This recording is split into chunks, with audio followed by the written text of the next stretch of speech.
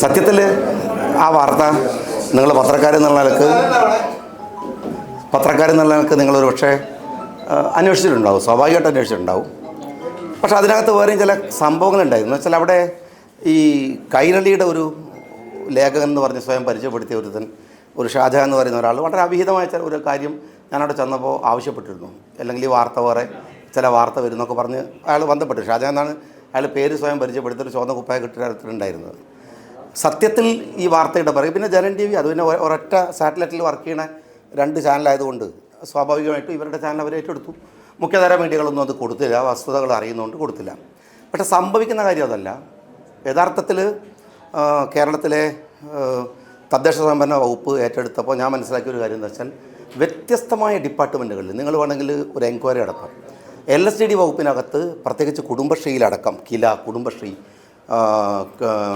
Clean Kerala, ഇങ്ങനെ കുറേ മിഷനുകളുണ്ട്. ഇതിനകത്തൊക്കെ അപകടകരമായ വിധത്തിലുള്ള ആളുകൾ ചുമ്മാ ഇരുന്ന് വലിയ ശമ്പളം വാങ്ങുന്ന ഒരവസ്ഥ അവിടങ്ങളിലൊക്കെ ഉണ്ട്. എന്ന് വെച്ചാൽ പാർട്ടിയുടെ താല്പര്യത്തിന് കുറേ ആളുകൾ കൊണ്ടുപോയി വെക്കുക. അവിടെ നിങ്ങളൊക്കെ പത്രക്കാരൊക്കെ വാങ്ങുന്ന ശമ്പളം എത്ര നിങ്ങൾ ആലോചിച്ചാൽ മനസ്സിലാവും. IAS ഉദ്യോഗസ്ഥന്മാരെക്കാൾ കൂടുതൽ ശമ്പളം വാങ്ങുന്ന പാർട്ടി നോമിനികൾ ഇത്തരം പോസ്റ്റുകളിലുണ്ട്. ഞാൻ ഒരു കാര്യം ഉറപ്പിച്ചെന്താണെന്ന് വെച്ചാൽ, ആ പോസ്റ്റുകളിൽ നിന്ന് ആളെ മാറ്റി വേറെ ആളെ വെക്കുക എന്നുള്ളതല്ല, മറിച്ച് ഡെമോളിഷ് ചെയ്യേണ്ടുന്ന സർക്കാരിൻ്റെ പൊതുസ്വത്തിനെ കട്ടുമുടിക്കുന്ന ഈ CPM ലോബികളെ വളരെ കൃത്യമായിട്ട് ഞാൻ മന്ത്രിയായിരിക്കുകയാണെങ്കിൽ, നാളെ എനിക്ക് മന്ത്രിയായിക്കോണം നിർബന്ധമില്ല, മറ്റന്നാൾ എന്നെ പുറത്താക്കി എനിക്ക് പ്രശ്നമില്ല, ആക്ഷേപമില്ല. പക്ഷേ ഇരിക്കുന്നിടത്തോളം ഈ കട്ടുമുടിക്കുന്നവർക്കെതിരെ നടപടികളെടുക്കും. കുടുംബശ്രീ എന്ന് പറയുന്നത്, അല്ലെങ്കിൽ ഇവിടെ നമ്മളുടെ വോളണ്ടിയർമാരായിട്ട് പഞ്ചായത്തുകളിലൊക്കെ തിരഞ്ഞെടുക്കുന്ന ആളുകൾ, അവരെയൊക്കെ തന്നെ പാർട്ടികളുടെ പരിപാടികൾ വിജയിപ്പിക്കുന്ന പോലെ പഞ്ചായത്തുകളിൽ വന്നാൽ മന്ത്രിമാരെ പ്രസംഗത്തിനോട്ട് ഇരുത്തുക. ഈ ആളുകളെ ഇങ്ങനെ മിസ്യൂസ് ചെയ്യുന്ന ഒരു പാർട്ടി സിസ്റ്റം ഇതിനകത്ത് നിൽക്കുന്നുണ്ട്. അത് പൊളിക്കുക എന്നുള്ളത് തന്നെയാണ് കുടുംബശ്രീയുടെ യഥാർത്ഥ ലക്ഷ്യത്തിലേക്ക് അവരെ കൊണ്ടുവരിക എന്നുള്ളത് ഗവൺമെൻറ്റിൻ്റെ നിർബന്ധപൂർവ്വമുള്ളൊരു എയിമാണ്. അതിനുവേണ്ടി ശ്രമിക്കുന്നതിൻ്റെ ചൊറിച്ചിലും കഴപ്പുമാണ് സത്യത്തിൽ കൈരളിയും അതുപോലെ തന്നെ ജനം TV ഒക്കെ തീർക്കുന്നത്. അതിൻ്റെ മുമ്പിൽ ഏതായാലും നിന്ന് കൊടുക്കാൻ തീരുമാനിച്ചിട്ടില്ല.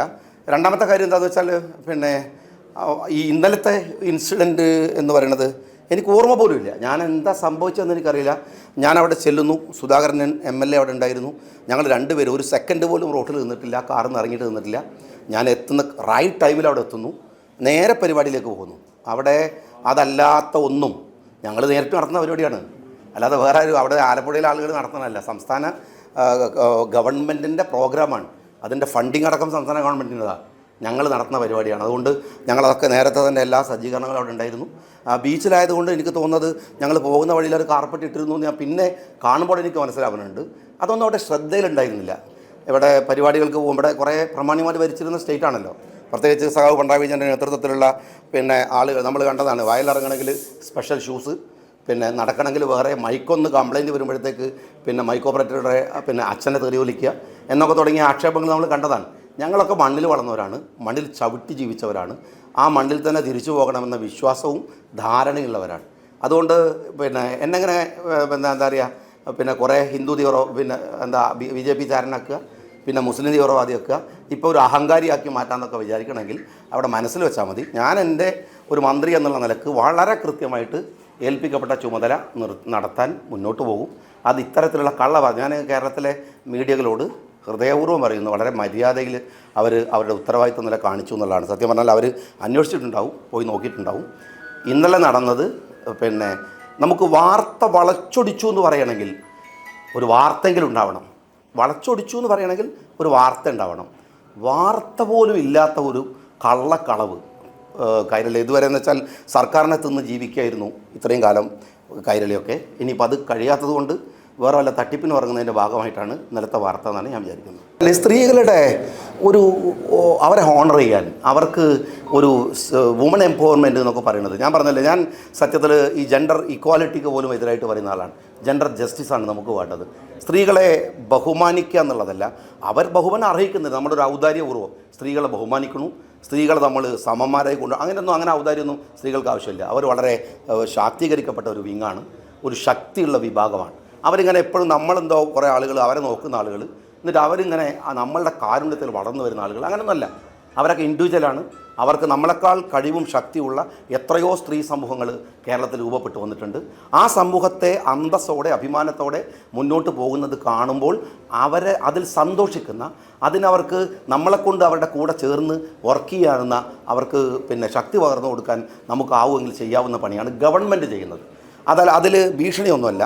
പക്ഷേ ഒരു ഈജിയൻ തൊഴുത്ത് പോലെ നിങ്ങൾ അതിശയകരമായ വിധത്തിൽ ആ എണ്ണം പറഞ്ഞാൽ നിങ്ങൾ വിട്ടു, കോടിക്കണക്കിന് രൂപ സർക്കാരിൻ്റേത് പറ്റുന്ന ആളുകൾ, CPM ലേബലുള്ള ആളുകൾ ഇതിനകത്തൊക്കെ ഉണ്ട്. ഞാനിതിൻ്റെ മന്ത്രിയാണെങ്കിൽ ഇത്തരത്തിലുള്ള അട്ടകളെ വലിച്ചു പുറത്തിടുക തന്നെ ചെയ്യും. അതിന് കൈരളിയുടെ കരച്ചിലുണ്ടെന്നും അത് അവസാനിക്കാൻ പോകും. ഒരു യോഗ്യതയില്ലാത്ത ആളുകൾ എന്ന് വെച്ചാൽ അങ്ങനെ പറയാൻ കഴിയും. ഞാൻ പുറത്തേക്ക് വരെ നോക്കിയാൽ മതി. എന്ന് വെച്ചാൽ ഒരു ഫാക്കൽറ്റിയുടെ വയസ്സ് 80 മുകളിലാണ്. ഒരു ഫാക്കൽറ്റി എന്ന് പറഞ്ഞാൽ നിങ്ങൾ വിചാരിക്കണമല്ല, 1 ലക്ഷം രൂപയോളം മാസ ശമ്പളം വാങ്ങുന്ന ഒരു ഫാക്കൽറ്റിയുടെ വയസ്സ് 80 മുകളിലാണ്. ഒന്നൊന്നുമല്ല, എത്ര ആളെ ഞാൻ പുറത്താക്കി നിങ്ങൾ നോക്കിയാൽ മതി. CPM കേഡർമാരായിട്ടുള്ള ഫാക്കൽറ്റികൾ 80 വയസ്സുള്ള ആളുകൾ ഈ ന്യൂജൻസി കുട്ടികളോടും പുതിയ തലമുറയോടും എന്താ സംസാരിക്കാൻ പോണത്? അവരെ വേണ്ടെന്നല്ല, ഞാൻ 80 വയസ്സുള്ള ഒരു ഇരിക്കേണ്ടതും അവരെ ബഹുമാനിക്കേണ്ട സ്ഥലമുണ്ട്. പക്ഷേ അവർ പുതിയ തലമുറയുടെയും പുതിയ കാലത്തേനും അപ്ഡേറ്റ് ചെയ്യാത്ത ഈ ഏജൻസികളെ ആയി വന്നവരെ മാറ്റുകയും അവിടെ പുതിയ ആളുകളെ കൊണ്ടുവരികയും ചെയ്യും. അവരെ ഡിസ്റെസ്പെക്റ്റ് ചെയ്യല്ല, അവരെ 80 വയസ്സുള്ള ആ രീതിയിലാണ് ബഹുമാനിക്കേണ്ടത്. അല്ലാതെ പുതിയ ജൻസി കുട്ടികൾക്ക് ക്ലാസ് എടുക്കാൻ വേണ്ടിയിട്ട് CPMൻ്റെ മെമ്പർഷിപ്പ് ഉണ്ടെന്നുള്ളതുകൊണ്ട് കൊണ്ടുപോയി നടക്കാൻ എന്തായാലും പറ്റില്ല. പുറത്താക്കുകയല്ല, അത് ഓരോ സ്ഥലത്ത് ക്ലീൻ ചെയ്ത് വരുന്നത് നിങ്ങൾ അന്വേഷിച്ചാൽ മതി. അങ്ങനെ കണക്കൊന്നും ഞാൻ കയ്യിൽ വെച്ചിട്ടില്ല. ഏതായാലും ഞാൻ ഒരു കാര്യം ആദ്യമേ പറഞ്ഞു, കുടുംബശ്രീക്കകത്തൊക്കെ അള്ളിപ്പിടിച്ചിരിക്കുന്ന ഈ അട്ടകളെ അവരെ ഒഴിവാക്കുക തന്നെ ചെയ്യും. കേരളത്തിൽ ഗവൺമെൻറ്റിൻ്റെ പണം തിന്ന് നിൽക്കുന്ന ഇത്തരത്തിലുള്ള CPM കേഡറുകളെ ഒരു സംശയക്കാരും വിചാരിക്കേണ്ട. അതിന് കൈരളി ഇങ്ങനെ കുറേ കള്ളക്കഥകൾ ജനം TVനെയും കൂട്ടി നടത്തിയാലൊന്നും നടക്കാൻ പോണില്ല. വേട്ടയാടപ്പെട്ടുകൊണ്ടിരിക്കുന്നതിൻ്റെ ബേസും അതാണ്. കേരള നിയമസഭയിൽ ആദ്യമായിട്ട് വീണക്കെതിരെ സംസാരിച്ച ഒരാളാണ് ഞാൻ. എന്തായിരുന്നു പറഞ്ഞത് എനിക്കറിയാം. ഇപ്പോഴാണ് റിയാസ് പറഞ്ഞത് എന്താണ്, EDയുടെ അന്വേഷണം ഞങ്ങൾ നേരിടുമെന്ന് അറിയാൻ എന്തോ ഔദാര്യമായിട്ടത്. എന്തായാലും നേരിടേണ്ടി വരും, വിടാൻ പോണില്ല, അന്വേഷണം നടക്കട്ടെ. എന്തായിരുന്നോ ഞാൻ പറഞ്ഞത്, പിണറായി വിജയൻ, മകൾ, കുടുംബം, എന്തായാലും അതാണ് വാർത്ത. നിങ്ങളൊക്കെ അത് കൊടുക്കുന്നു എന്നുള്ളതിൽ, അതിന് പ്രാധാന്യം കൊടുക്കുന്നു എന്നുള്ളതിൽ സന്തോഷമുണ്ട്. ആ വാർത്തയ്ക്ക് പകരം ഈ ചൊറിയൻ വാർത്തകൾ കൊണ്ടുവന്നിട്ട് അതിനെ മറക്കാനാണ് EDയും കേരളത്തിലെ CPMും തമ്മിലുള്ള ബന്ധമാണ് ജനം TVയും കൈരളിയും തമ്മിലുള്ള ബന്ധം. ഏകദേശം ഒരേ ധാരണയാണ്. ഒറ്റ സാറ്റലൈറ്റിൽ നിന്ന് പുറപ്പെടുന്ന 2 ചാനലുകളാണ്. അപ്പോൾ അതിൻ്റെ പ്രശ്നമാണത്. ആ വാർത്ത അവിടേക്ക് തന്നെ എത്തുന്നു. തീർച്ചയായിട്ടും അവർ ചെയ്ത പാപത്തിൻ്റെ ശമ്പളം അവർക്ക് കിട്ടിക്കൊണ്ടിരിക്കുന്നു.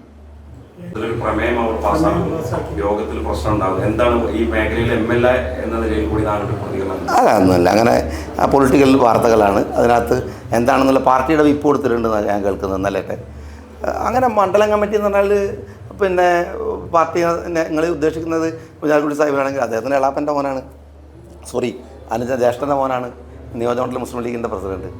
അപ്പോൾ അങ്ങനെ ഒരു തർക്കം ആ തരത്തിൽ ബന്ധു ഉണ്ടാവുമെന്ന് ഞാൻ വിചാരിക്കണില്ല. അന്വേഷിച്ച് നോക്കാവുന്നു.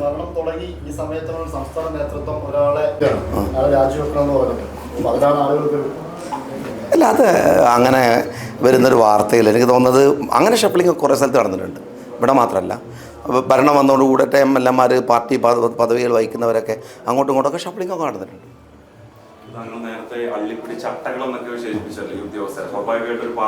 ഉദ്യോഗസ്ഥരല്ല ബ്രദർ, ഗവൺമെൻറ് ഉദ്യോഗസ്ഥന്മാരല്ല. നിങ്ങൾക്കിത് അറിയാത്തത് എന്താ വെച്ചാൽ LSTD ഡിപ്പാർട്ട്മെൻറ്റിനകത്ത് ഇവർ കുറേ ഏജൻസികൾ ഉണ്ടാക്കിയിരിക്കുന്നു. ഇപ്പോൾ കിലയിലെ faculty is not a government employee. അയാൾ ഗവൺമെൻറ് എംപ്ലോയി അല്ല. ഇവർ കൂടിയിട്ട് ആളെ തീരുമാനിക്കുക. ക്ലീൻ കേരള ഒരു കമ്പനിയാണ്. That is not a government സിസ്റ്റത്തിൻ്റെ പാർട്ട് ഓഫ് സിസ്റ്റമാണ്. അപ്പോൾ അങ്ങനെ കമ്പനി ഉണ്ടാക്കിയിരിക്കുന്നു. അവർക്ക് എത്ര വണ്ടികളുണ്ടെന്ന് അറിയോ നിങ്ങൾ? എത്ര വണ്ടികൾ ഓടുന്ന അറിയും? വീട്ടിൽ നിന്ന്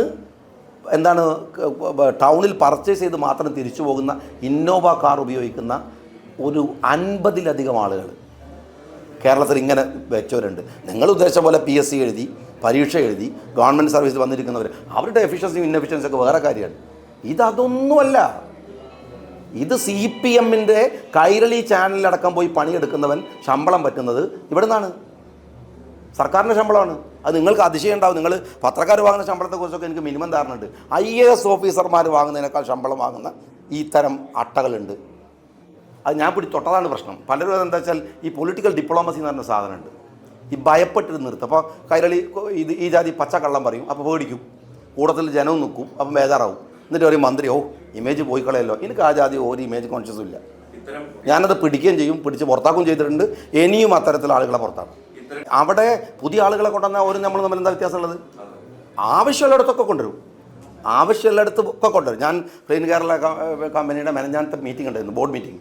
ആ ബോർഡ് മീറ്റിങ്ങിൽ 12-14 പേരുള്ളപ്പോൾ ഞാൻ പറഞ്ഞു 10 വർഷം ഇരുന്ന ആൾ, 10 വർഷം ഇങ്ങനെ സ്ഥിരം കൂട്ടിക്കൊടുക്കുന്ന ആൾ. ഞാൻ പറഞ്ഞു അവിടെ നിർത്തിയേക്ക്, ഇനി സാധാരണ പുതിയ ആളെടുക്കുന്ന പ്രോസസ്സിൽ ഇൻ്റർവ്യൂ നടത്തിയിട്ട് എടുക്കണം, അങ്ങനെ നടത്തിക്കോട്ടെ. ഇവർ അള്ളിപ്പിടിച്ചിരിക്കുകയാണ്. പുതിയ റേഞ്ചുള്ള കപ്പാസിറ്റിയുള്ള ആളുകൾ വരട്ടെ. ഒരാൾ കാർപ്പറ്റ് എന്നെങ്കിലും പറഞ്ഞ് കേട്ടിട്ടുണ്ടെങ്കിൽ മനസ്സിലാവും. അങ്ങനത്തെ ഒരു വാർത്ത ഉണ്ടായിട്ടില്ല. ഞാൻ അവിടെ ചെന്നിറങ്ങുന്നു, MLA കൂട്ടി നേരെ പോകുന്നു. അവിടെ ചെന്ന് പരിപാടി റൈറ്റ് ടൈമിൽ തന്നെ, എന്നിട്ട് MLA പറയണു റൈറ്റ് ടൈമിൽ വന്നു എന്ന് പറയുമ്പോഴത്തെ ഭയങ്കര കൈയടിക്കണു. എന്നിട്ട് അവിടെയുള്ള ആളുകളൊക്കെ നമ്മളോട് ഭയങ്കര, ഞാൻ അവിടെ കൃത്യമായിട്ട് ഇരിക്കുന്ന ആളുകളോട് പറഞ്ഞു, നിങ്ങൾ ഈ മന്ത്രിമാരുടെ ഈ ഓഞ്ഞ പ്രസംഗം കേട്ടാൽ ഇരിക്കരുത്, നിങ്ങൾക്ക് പണി ഉണ്ടെങ്കിൽ ആ പണി എടുത്തോളുക.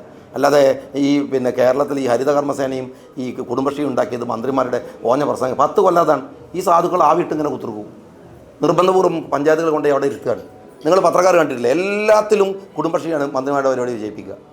ഇവരെ കൊണ്ടേ ഇരുത്തും. ഈ സാധുക്കളെ ഇവർ അതിനുവേണ്ടി ഉപയോഗിച്ചു. അത് പറ്റില്ല എന്ന് ഞാൻ പറഞ്ഞു. അതാണ് പ്രശ്നം. എൻ്റെ പരിപാടി നിങ്ങൾ വരണ്ടെന്ന് ഞാൻ പറഞ്ഞു. നിർബന്ധപൂർവ്വം ആരും വരണ്ട. പഞ്ചായത്ത് നിർബന്ധിച്ചാൽ അതിനെതിരെ നടപടി ഉണ്ടാവുമെന്ന് ഞാൻ പറഞ്ഞു. ഞാനിപ്പോഴും ആവർത്തിക്കുകയാണ്.